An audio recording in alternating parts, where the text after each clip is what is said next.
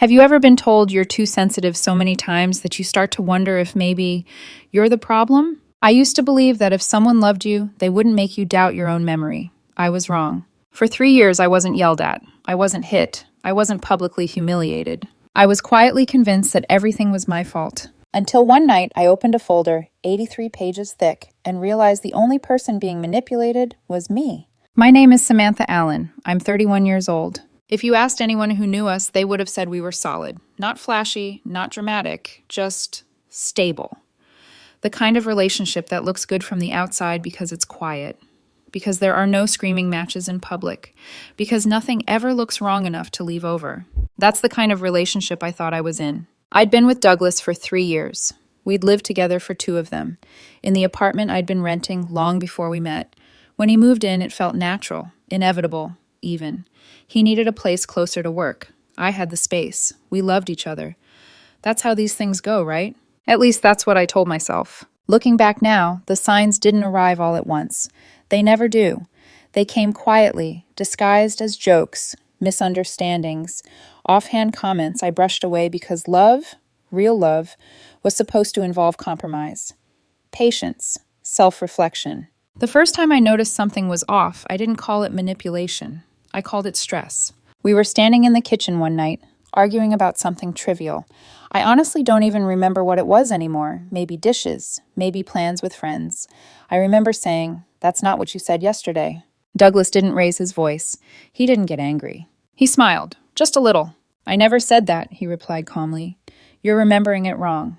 I laughed it off. Okay, I thought. Maybe I am. But it kept happening. I'd bring up a conversation we'd had, something he promised, something we agreed on, and he'd look at me like I'd just spoken a foreign language. "Why do you always do this?" he'd say. "Do what?" "Rewrite things. Make problems where there aren't any." Sometimes he'd sound genuinely confused. Other times, irritated. Occasionally amused, like I was a child insisting on something imaginary. "God, Samantha," he'd sigh, "you're so sensitive." That word became a recurring theme. Sensitive, emotional, dramatic. At first, I tried to adjust. I started second-guessing myself before bringing anything up. I replayed conversations in my head, wondering if I'd misunderstood his tone, his words, his intent. I apologized more. I smoothed things over before they escalated. I learned which topics to avoid entirely. And still, somehow, everything became my fault. If he snapped at me, it was because I'd pushed him. If he forgot something important, it was because I hadn't reminded him properly. If I felt hurt, it was because I took things the wrong way. He never yelled. That's the part people don't understand when I try to explain it now. Douglas didn't need to raise his voice to make me feel small. He was good with words. Precise, confident, certain. And certainty is powerful when you're starting to doubt your own. About 1.5 years into our relationship, something shifted inside me. We'd had an argument about my sister's birthday dinner. I was sure, absolutely sure, that I'd told him we were going together, that I'd reminded him twice, that he'd agreed. Douglas insisted I hadn't. Not only that, he told me I'd promised we wouldn't go. "You said you didn't feel like dealing with your family that night," he said. "You told me to make other plans." I remember standing there, my heart pounding, my mouth dry. "I would never say that," I replied. "You know that's not true." He tilted his head, studying me. "Why would I lie about that?" he asked softly. "What would I gain?" That question lodged itself deep in my chest, because I couldn't answer it. I went to my sister's dinner alone that night, replaying the argument on a loop. By the time I got home, I was exhausted. Not from the socializing, but from the mental gymnastics, from trying to figure out where reality had slipped through my fingers. That was the night I opened a notes app on my phone and typed a single sentence. "Douglas says I promised to cancel." I don't remember doing that. It wasn't dramatic. It wasn't strategic. It was a lifeline. At first, the notes were messy, incomplete. I wrote them late at night, or in the bathroom, or during my lunch break at work. Just fragments. Things he said, arguments we had, moments that left me feeling unsteady. I told myself it was temporary, that once things calmed down, I'd delete them. But things didn't calm down. They escalated. The comments became sharper, the dismissals more frequent. He started joking about my bad memory in front of friends, laughing when I corrected him. "You should write this down," he'd say with a smirk, "before you forget it again." I laughed along. My stomach twisted every time. Some nights, lying next to him in bed, I'd stare at the ceiling and wonder when I'd started feeling like a guest in my own life. like someone who needed permission to trust her own thoughts. I didn't feel abused. That word felt too heavy, too dramatic. I just felt off balance, like the ground beneath me kept shifting just enough that I couldn't get comfortable. The notes grew longer, more detailed. Dates, times, exact phrases when I could remember them, screenshots of text messages that contradicted his later claims. Not because I wanted to trap him, because I needed to know if I was losing my mind. There's a special kind of fear that comes with questioning your own reality. It doesn't scream, it whispers. It makes you doubt the simplest things, what you heard, what you felt, what you know. And once that doubt takes root, it spreads. By the time I realized I was apologizing for things I hadn't done, defending myself against accusations that made no sense, and rehearsing conversations before having them just to avoid conflict, something inside me had already changed. I wasn't trying to fix the relationship anymore. I was trying to survive it. I didn't know it yet, but the moment I started writing things down was the moment everything shifted. Because once you start looking for patterns, you can't unsee them. It's strange how memory works when you're no longer trying to defend someone. Once I stopped automatically explaining Douglas away, once I stopped telling myself he didn't mean it like that, moments I'd buried started resurfacing on their own. Not dramatically, quietly, one by one. There was the night I came home exhausted from work and went straight to the couch, kicking off my shoes without saying much. I wasn't upset, I wasn't angry, I was just tired. Douglas paused the TV and turned to me. "You're being weird," he said. I remember blinking, caught off guard. "What?" "You've been off all evening," he replied. "Did I do something?" The question sounded reasonable, concerned even. But the way he watched me, like he was waiting for a confession, made my stomach tighten. "No," I said slowly, "I'm just exhausted." He nodded once, then added casually, "Okay, just don't take it out on me." That line stayed with me, because I hadn't done anything, yet somehow I was already being warned. Another memory surfaced, one I'd brushed aside at the time because it felt too small to matter. We were grocery shopping, standing in the cereal aisle, when I mentioned, lightly, that money was a little tight that month and maybe we could be more mindful with spending. Douglas laughed. "You're really stressing over this?" he said. "You worry too much."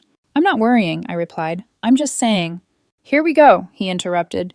"Why do you always turn everything into a problem?" I remember lowering my voice, glancing around, suddenly embarrassed. By the time we reached the checkout, I was apologizing for being tense, for killing the mood, for making things uncomfortable. He accepted the apology like it was owed. Then there was the night with friends, the one that replayed itself in my head long after everyone else forgot it. Someone mentioned an upcoming concert. Douglas laughed and said, "Oh, Samantha hates live music. She complains the whole time." I felt my body go still. "That's not true," I said carefully. "I love live music." He smiled at me like I'd misunderstood a joke. "You say that, but you always find something wrong." A couple people chuckled, not cruelly, just enough. I remember thinking, that's not how I see myself, and then immediately wondering if maybe he was right. In the car afterward, I told him it bothered me. "You made me sound difficult," I said. He sighed, already annoyed. "I was joking. Why do you always assume the worst?" "I wasn't assuming. You're too sensitive," he cut in. "That's the problem. You hear criticism where there isn't any." By the time we pulled into the parking lot, the original issue had vanished.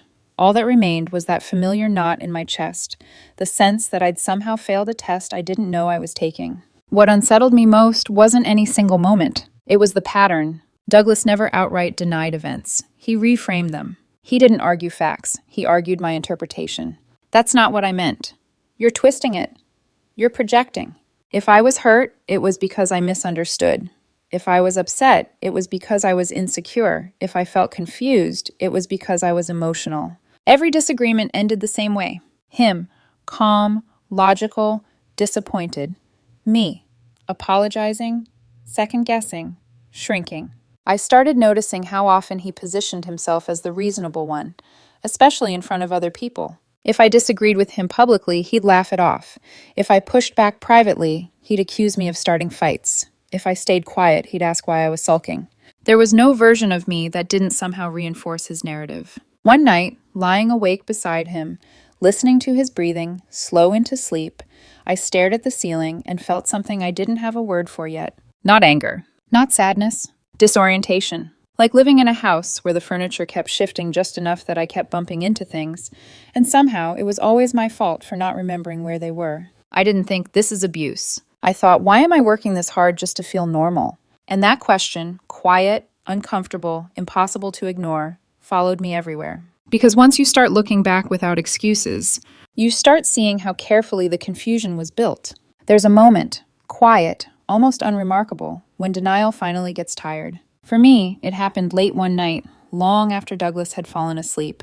The apartment was dark except for the soft glow of my phone screen. I wasn't upset. I wasn't crying. I was just awake, alert in a way that felt new. I kept replaying conversations in my head, not to argue with them anymore, but to understand them, to figure out why they all ended the same way, why I always walked away smaller than when I entered. I didn't type his name into the search bar. I typed mine. Why do I feel crazy in my relationship? The results weren't dramatic, no flashing warnings, no big red flags screaming at me to leave, just articles, forums, first-person stories written by people who sounded disturbingly like me. You're overthinking. You're too emotional. You remember things wrong. I kept reading. One phrase appeared, again and again, dressed up in different language but carrying the same weight. Gaslighting. I didn't like the word. It felt heavy, accusatory, like something people used online when they wanted to villainize an ex. So I kept scrolling. I read about emotional manipulation, about power dynamics, about how control doesn't always look like shouting or threats. It can look like calm certainty, like confidence, like someone who never doubts themselves, especially when you do. There was a checklist in one article. I told myself I wouldn't take it seriously. I took it seriously anyway. Makes you question your memory. Rewrites past conversations. Positions themselves as the rational one. Accuses you of being too sensitive. Becomes defensive when criticized. Lacks empathy during conflict. I stopped halfway through. Not because it didn't fit. Because it fit too well. I locked my phone and stared at the ceiling, my heart pounding, not with fear, but with resistance. This doesn't mean anything, I told myself. Anyone could relate to a few of these. So the next night, I went deeper. Academic articles, clinical language, detached explanations. I wanted something cold and objective, something that couldn't be accused of being dramatic. That's when I saw it. Narcissistic personality disorder. I almost laughed out loud. No, I whispered into the dark. That's not it. Douglas wasn't arrogant in the way people imagine narcissists to be. He didn't brag. He didn't dominate rooms. He didn't think he was perfect. He just thought he was right. Always. Still, I read. Not to diagnose him. I told myself that repeatedly, but to understand the patterns, the behaviors, the emotional mechanics, need for control, fragile self-image, rage or dismissal when challenged, rewriting reality to protect ego. I felt something inside me stiffen, because I wasn't reading about a monster. I was reading about a dynamic, one where one person stays steady by making the other unstable. Over the next few days, I noticed things I'd ignored before. How Douglas reacted when I questioned him, not with curiosity, but irritation. How quickly conversations turned into lectures about my tone, my timing, my attitude. How he could criticize me freely, but bristled at even gentle feedback. One night I tried something small, experimental. I didn't love how that conversation went earlier, I said carefully. It made me feel dismissed. Douglas looked at me, surprised. Wow, he replied. So now I'm not allowed to speak? That was it. That was the pivot. Suddenly, I wasn't expressing a feeling, I was attacking him. I didn't say that, I replied. You implied it, he said flatly. And honestly, this is exhausting. Exhausting. That word echoed in my head long after he walked away. Because I was exhausted too. But I wasn't allowed to say it. The more I read, the clearer something became, and it terrified me. This wasn't about fixing communication. This was about power. About who got to define reality when there was disagreement. And it wasn't me. I started seeing our relationship less like a partnership and more like a courtroom where I was always on trial, and Douglas was both judge and jury. Evidence didn't matter. Intent didn't matter. Only his interpretation survived. The idea that this dynamic had a name, that other people had lived it, documented it, survived it, was both comforting and horrifying. Comforting because it meant I wasn't alone. Horrifying because it meant this wasn't accidental. One article ended with a sentence I couldn't shake. Clarity is the enemy of manipulation. I closed my phone and sat in the dark, listening to the hum of the refrigerator, the distant traffic outside. If that was true, if clarity really was dangerous, then the unease I felt wasn't a weakness. It was a threat. And for the first time since I'd met Douglas, I realized something fundamental had shifted. I wasn't asking myself how to make things better anymore. I was asking myself what would happen if I stopped doubting my own mind. I didn't plan the conversation. That's the lie people expect, that I waited for the perfect moment, rehearsed my lines, plotted some dramatic reveal. The truth is much less cinematic. I was just tired. It was a weeknight. Nothing special. Douglas had decided he was too exhausted to cook, even though it had technically been his turn. So we ordered Thai takeout and ate on the couch, cartons balanced on our knees. The TV played something neither of us was really watching. I remember thinking, if I don't say it now, I never will. My heart was pounding, but I kept my voice even. Hey, I said casually, like I was asking about weekend plans. I've been thinking, what would you say to us trying couples therapy? He didn't answer right away. He looked up from his phone slowly, like I'd just interrupted something important. You can't be serious, he said. I am, I replied. That's when he laughed. Not a warm laugh, not surprised. That short, sharp sound he made when he thought I'd said something ridiculous. Therapy is for broken people. I took a breath. I could feel the familiar instinct rising, the urge to backpedal, to soften it, to make it a joke. Instead, I said, exactly. The laugh stopped. Douglas stared at me. What's that supposed to mean? It means something isn't working, I said carefully. Maybe it's me. Maybe it's you. Maybe it's both of us. But something's broken here, and I think we need help figuring out what. His expression hardened. Nothing is broken, he said. You're just always looking for problems. I'm not, I replied. I'm saying I don't feel okay, and I don't think this dynamic is healthy. There it is, he said. This again? I felt my chest tighten. What again? You blaming me for your issues, he snapped. You're the one who's unhappy. You're the one who can't just be content. The old version of me would have stopped there, would have apologized, would have tried to reassure him that I wasn't blaming him, that I just wanted us to be better. But something inside me stayed steady. I reached down beside the couch and pulled my laptop bag closer. My fingers brushed the edge of a folder inside. Douglas noticed. What's that? He asked. I hesitated for half a second. Then I pulled it out and handed it to him. It was thick, professionally bound, color-coded tabs visible along the side. Research, I said, and documentation. His face changed immediately. What kind of documentation? Patterns, I replied. Conversations. Things that keep happening. I needed to understand what was going on. He stared at the folder like it was dangerous. Then he laughed again, but this time there was no humor in it. You've been documenting me? I've been documenting our relationship, I said, because every time I tried to talk to you about problems, you told me I was remembering things wrong. He flipped it open. I watched his eyes move over highlighted paragraphs, dates, screenshots, notes. For a moment, he didn't speak. Then his face flushed red. This is insane, he whispered. Then louder. This is insane. You've been spying on me. I've been protecting my sanity, I replied. There's a difference. You're sick, he said. Normal people don't do this. Normal people don't get told they're crazy every time they speak, I shot back. Normal people don't spend years walking on eggshells. He threw the folder at me. Pages scattered across the floor. I'm not a narcissist, he yelled. You're just trying to make me the villain because you can't handle that you're the problem. I never said you were, I replied, my voice shaking but firm. I said these patterns match, and I think a professional should help us figure out what's actually happening. No, he snapped. Absolutely not. I'm not going to sit in some office while you and some stranger gang up on me. Something inside me went quiet. Then we're done, I said. He froze. What? If you won't work on this with me, I can't stay, I continued. I've spent 3 years doubting myself. I'm done doing that.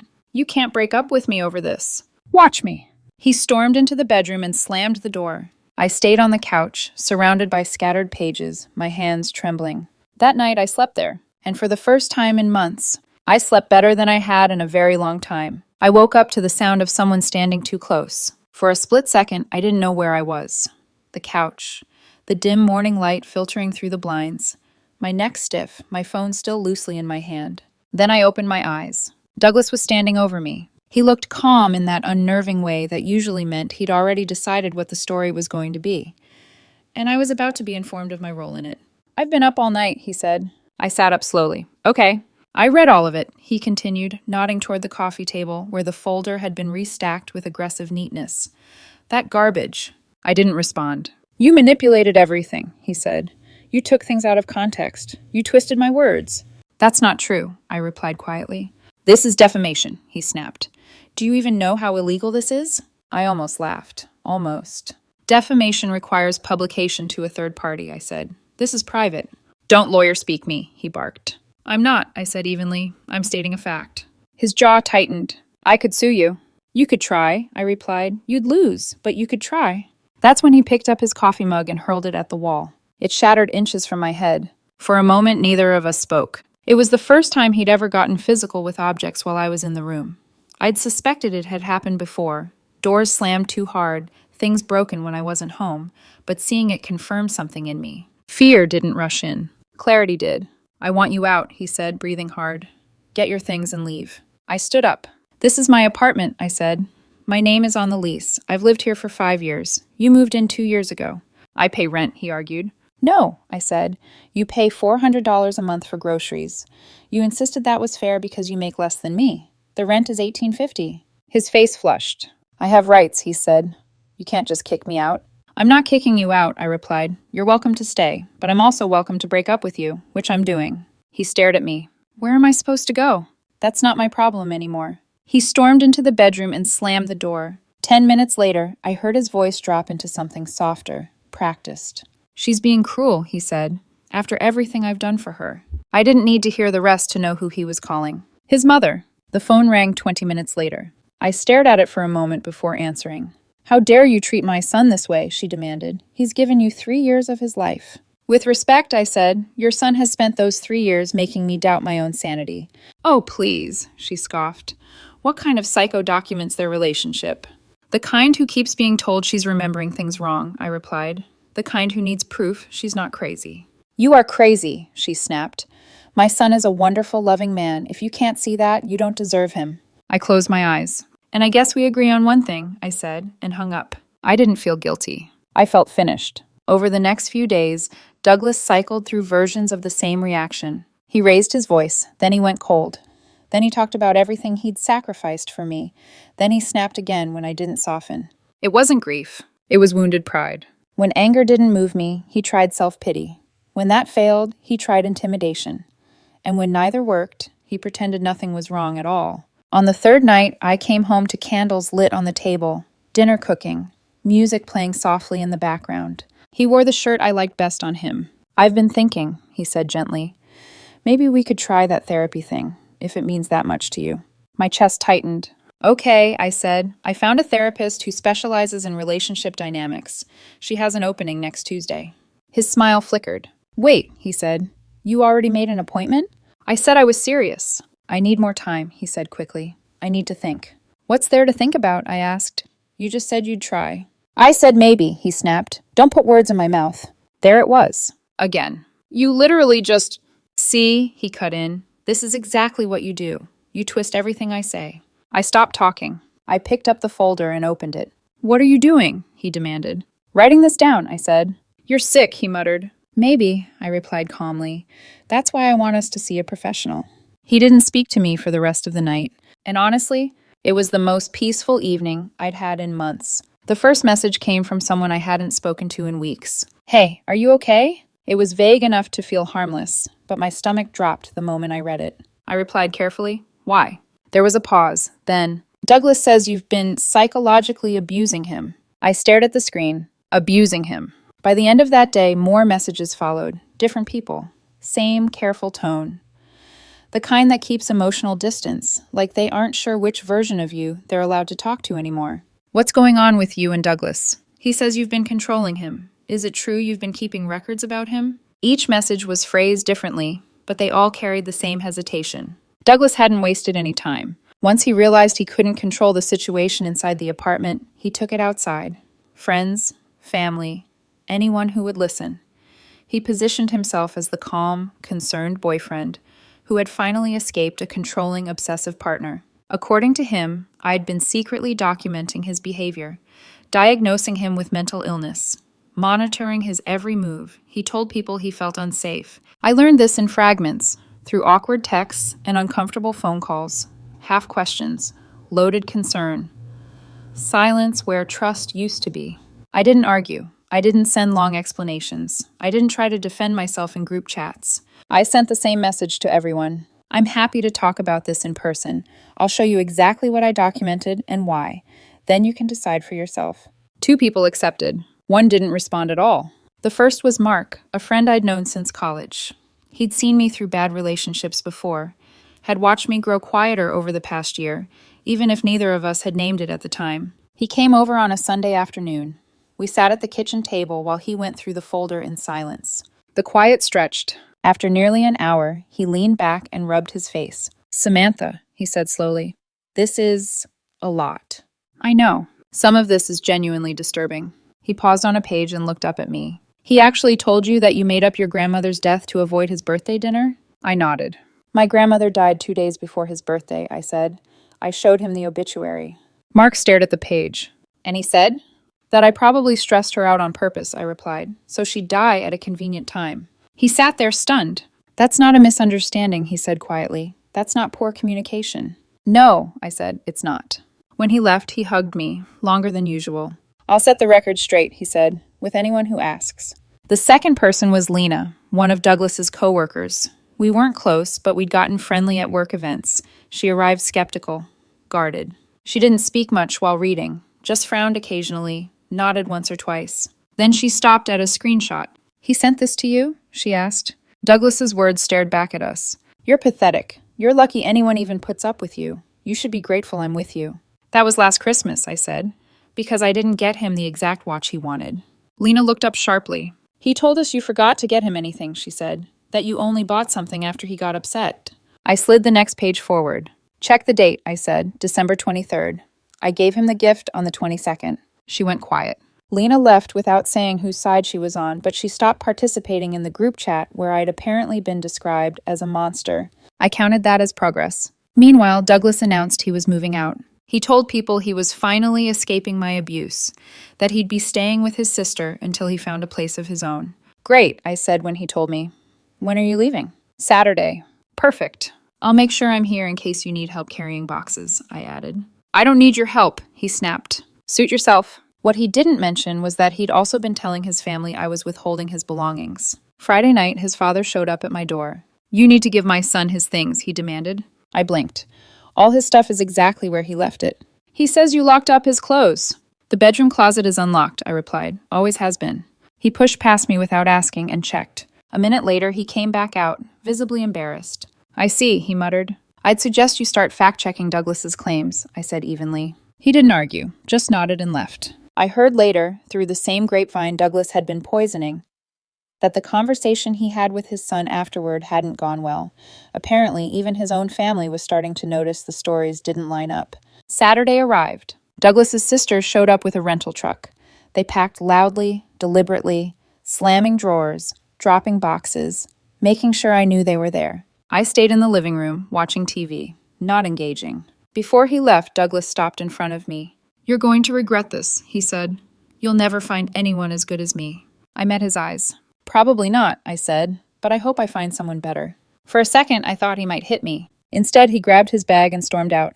The door slammed hard enough to rattle the walls. And just like that, 3 years of my life walked out the door. I sat there for a moment, just breathing. Then I stood, opened every window in the apartment, and let the air move through the space.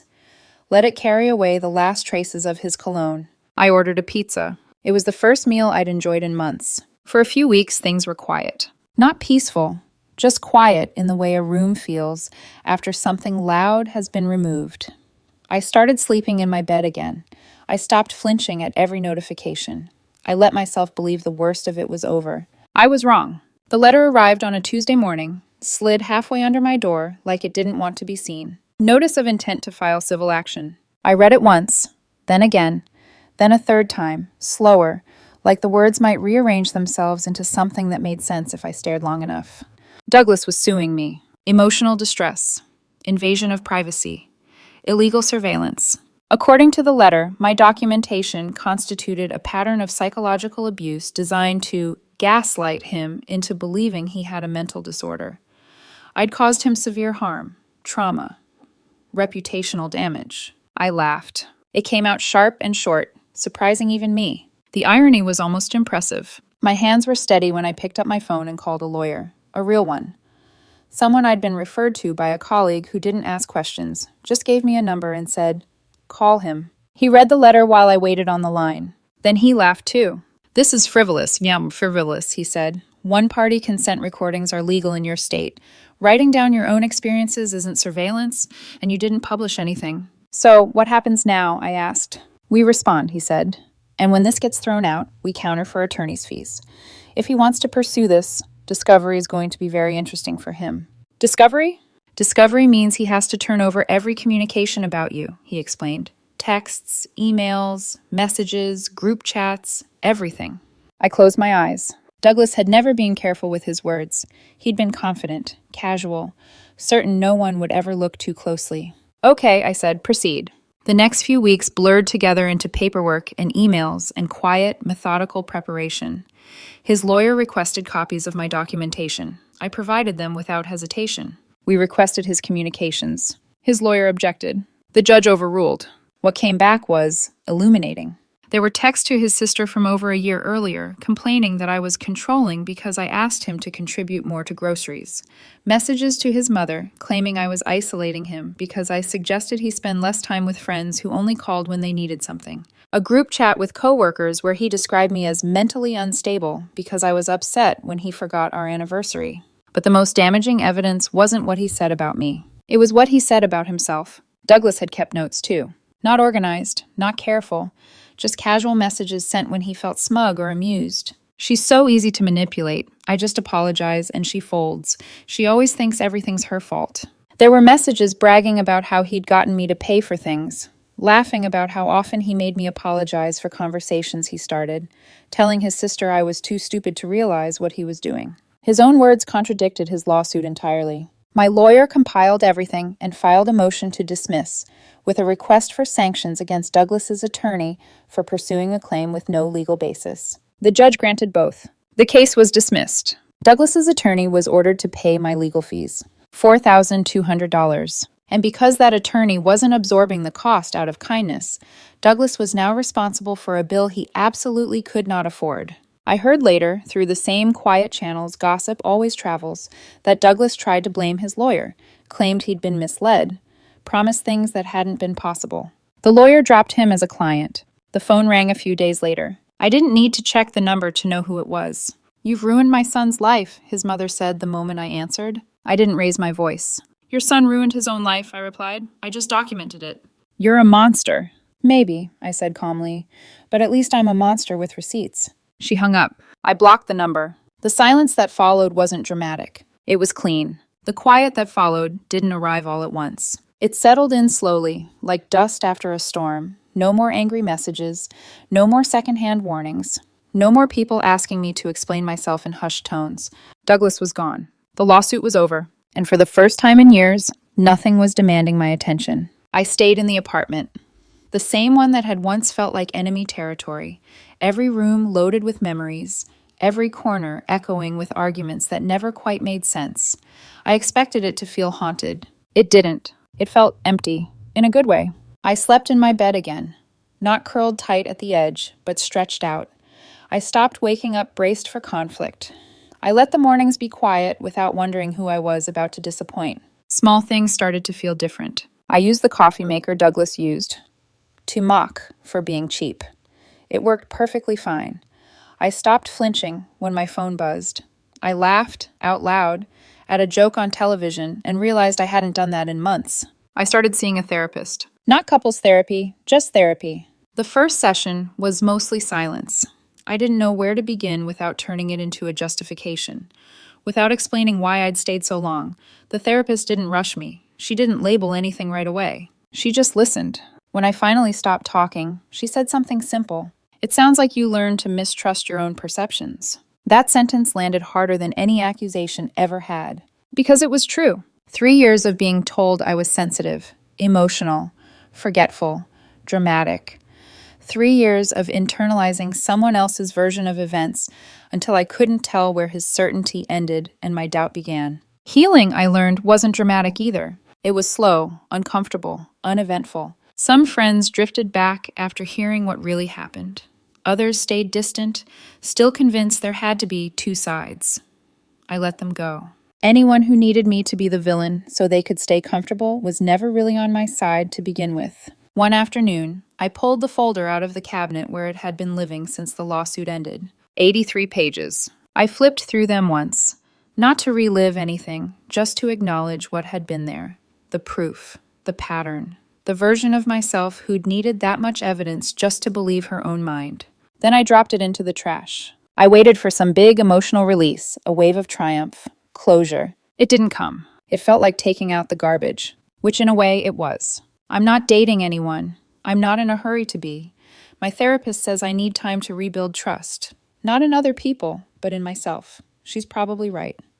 But here's what I know now. I wasn't crazy. I was never crazy. I was just with someone who needed me to believe I was. And once I stopped believing that, everything changed. It came from a stranger. A comment buried under one of the updates someone had shared after everything was over. No accusations, no advice, just a single question that stopped me longer than I expected. Do you regret making the folder? Wouldn't it have been easier to just leave without all the documentation and drama? I read it twice, because on the surface it made sense. If I'd left earlier, quietly, none of this would have escalated. No smear campaign, no lawyer, no months spent untangling truth from fiction in front of other people. But the question assumed something that had never been true, that leaving was easy. That clarity was available before proof. I thought back to the version of myself who'd sat on that couch months earlier, staring at the ceiling, wondering why every disagreement ended with her apologizing. The version of me who'd started to feel like a guest in her own life. The one who needed to write things down just to remember what she'd said out loud. That woman couldn't have just left. Not because she lacked strength, but because she lacked certainty. That folder didn't trap me in the relationship. It saved me from disappearing inside it. So no, I don't regret it. I regret the years I spent explaining away behavior that should have been confronted sooner. I regret how long it took me to trust my own discomfort. I regret believing that love meant shrinking. But I don't regret protecting my sanity when nothing else felt solid. Would I recommend documenting a relationship to everyone? No. But if you're starting to feel like you can't trust your own memory, if you're being told you're too sensitive every time you're hurt, if you find yourself apologizing after conversations you didn't start, write things down. Not to win, not to punish, not to diagnose, to ground yourself. You're not paranoid for wanting clarity.